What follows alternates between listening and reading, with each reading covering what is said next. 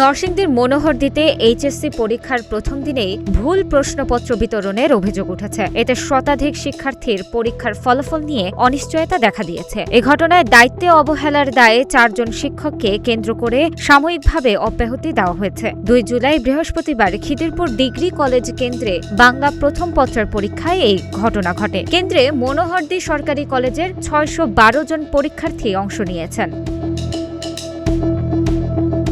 শিক্ষার্থী ও অভিভাবকদের অভিযোগ, কেন্দ্রের 2টি কক্ষে প্রায় 100 পরীক্ষার্থীকে নিয়মিত নতুন সিলেবাসের পরিবর্তে অনিয়মিত পরীক্ষার্থীদের জন্য তৈরি করা পুরনো সিলেবাসের নৈর্ভিত্তিক প্রশ্নপত্র দেওয়া হয়। পরীক্ষা শেষে বাড়িতে ফিরে উত্তর মেলাতে গিয়ে বিষয়টি শিক্ষার্থীদের নজরে আসে। এ ঘটনার পরপরই কেন্দ্রে দায়িত্ব পালনকারী হল সুপার সহকারী অধ্যাপক আরিফা সুলতানা এবং সদস্য হিসেবে দায়িত্বপ্রাপ্ত প্রভাষক শামসুল আলম, প্রভাষক মাহমুদুর রহমান ও প্রভাষক মোহাম্মদ আকরাম হোসেনকে দায়িত্ব থেকে অব্যাহতি দেওয়া হয়েছে।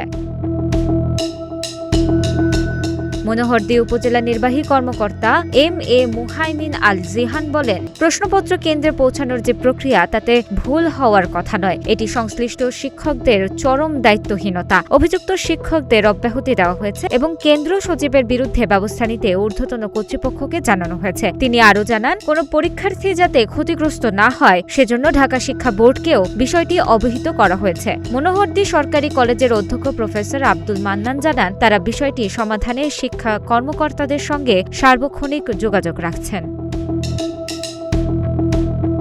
তানাজা আফরিন, গ্রিন টিভি ডিজিটাল।